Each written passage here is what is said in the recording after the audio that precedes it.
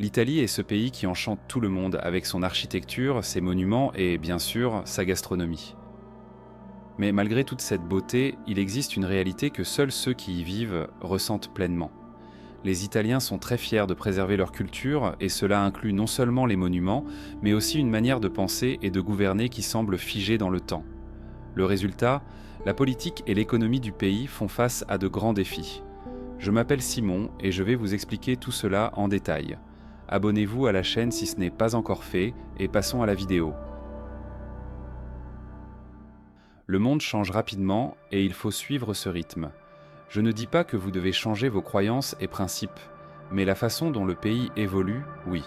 L'Italie, par exemple, avance très lentement économiquement parce qu'elle persiste à faire des affaires à l'ancienne en se basant sur la loyauté plutôt que sur les résultats. C'est pour cela qu'ils restent attachés aux banques et institutions sans évaluer réellement leurs performances. Il est plus important pour eux d'être avec une banque qui a toujours été loyale que de gagner de l'argent. Sans même parler de la bureaucratie et du marché du travail rigide, qui complique davantage les nouvelles opportunités et entrave la vie des nouveaux travailleurs. Tout cela crée un environnement rempli d'incertitudes, tant pour les entreprises que pour les investisseurs. Après le chaos de 2020, l'Italie a vu disparaître l'une de ses plus grandes sources de revenus, le tourisme. Malgré les plans de relance de l'Union européenne et les efforts du gouvernement, de nombreux Italiens éprouvent encore de grandes difficultés à trouver un emploi stable ou à maintenir leurs petites entreprises. En plus de cela, il y a un autre grand problème, l'exode des jeunes du pays. Ils ne sont pas du tout satisfaits de la manière dont les choses se déroulent là-bas, et on les comprend. Peu d'opportunités d'emploi, un avenir très incertain, et beaucoup finissent par vivre chez leurs parents jusqu'à un âge avancé. Ces jeunes, même qualifiés, ne trouvent pas d'emploi parce qu'il n'y a pas de demande sur le marché ou parce qu'il n'y a tout simplement pas de poste disponible. Ils finissent par rester chez leurs parents pendant des années. Imaginer des enfants qui ne quitteront peut-être jamais le domicile parental n'est pas une exagération. La seule issue, bien souvent, est de prendre l'avion pour tenter une vie meilleure dans un autre pays. Si vous cherchez sur Google « maison à 1 euro en Italie », vous trouverez de nombreux articles à ce sujet et cela peut sembler trop beau pour être vrai, n'est-ce pas ? Mais il y a un hic derrière tout ça, les maisons sont vendues aux enchères et il est rare de pouvoir les obtenir pour 1 euro. Le vrai prix tourne autour de 20 000 à 50 000 euros.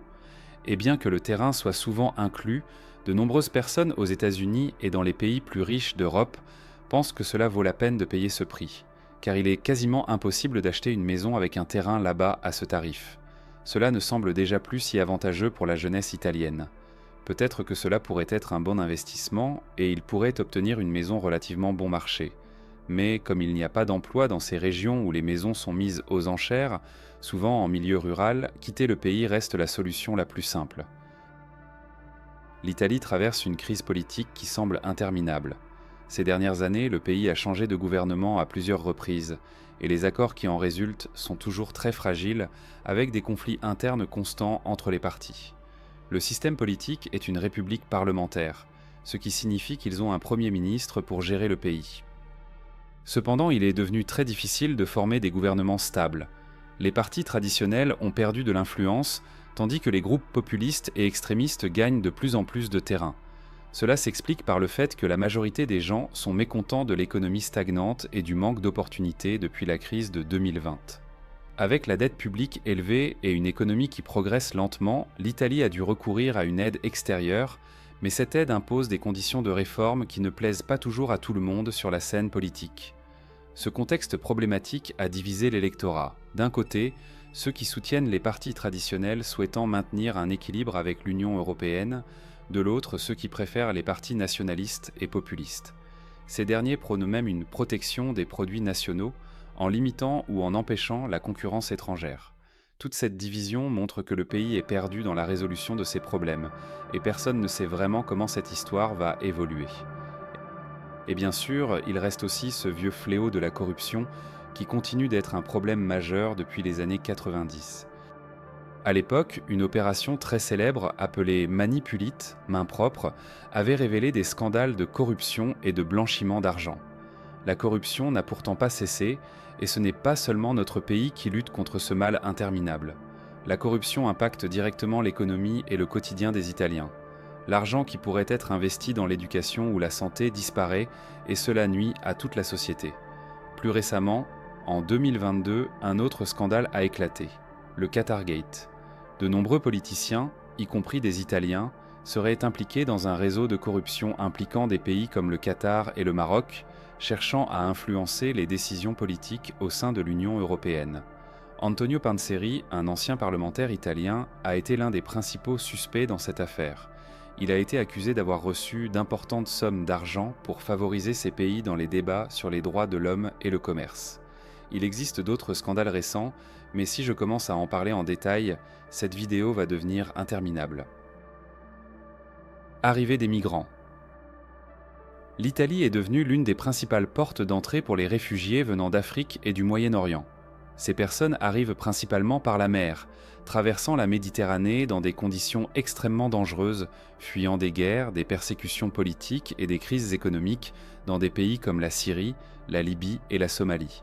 Mais c'est là que le problème commence. L'Italie a beaucoup de mal à gérer cette quantité de migrants.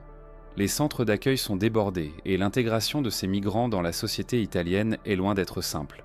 De plus, certains craignent que des membres de groupes extrémistes ne s'infiltrent parmi les réfugiés. Même s'il n'y a pas de preuves solides pour soutenir ces craintes, ces discussions rendent la situation encore plus complexe.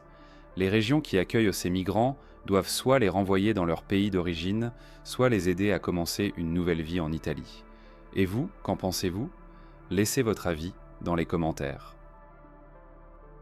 Culture de l'apparence. Maintenant, changeons de sujet et parlons de la culture de l'apparence en Italie. C'est un aspect profondément ancré dans de nombreuses villes italiennes qui sont fascinées par le luxe et un mode de vie sophistiqué. Milan, par exemple, est l'une des capitales mondiales de la mode et le centre de cette culture entière. Des marques comme Gucci et Versace dictent les tendances mondiales, et la célèbre Via Monte Napoleone est pratiquement une passerelle d'élégance et d'ostentation. Pour les habitants, maintenir une image impeccable est presque une obligation, que ce soit à travers leur tenue vestimentaire ou leur mode de vie en général, tout est une question de représentation. Cependant, cet accent mis sur le luxe et l'esthétique est souvent déconnecté de la réalité économique de nombreux Italiens, en particulier ceux qui vivent dans des régions plus éloignées. Dans des villes comme Rome et Florence, le luxe est également omniprésent, avec des hôtels 5 étoiles, des restaurants chics et des boutiques de luxe. Tout est conçu pour attirer les touristes, et l'architecture grandiose de ces villes, avec leurs cathédrales et monuments historiques, reflète aussi cette préoccupation pour la beauté et le faste que l'Italie souhaite montrer au monde. Ainsi, il projette l'image d'un pays parfait, mais cette façade cache bien des réalités moins idéales. Il est indéniable que l'Italie est magnifique à bien des égards, c'est une réalité. Si vous en avez l'occasion, cela vaut vraiment la peine de la découvrir. Mais nous ne pouvons pas fermer les yeux sur les problèmes qui y persistent. La corruption, le chômage, les salaires bas, le coût de la vie très élevé sont des difficultés qui touchent plusieurs régions du pays comme jamais auparavant. On espère que ces problèmes pourront être résolus car l'Italie a une culture forte et reste un exemple dans de nombreux domaines. C'est tout pour la vidéo d'aujourd'hui, j'espère que vous avez pu mieux comprendre ces questions. N'oubliez pas de laisser votre commentaire et regardez d'autres vidéos qui apparaissent maintenant à l'écran.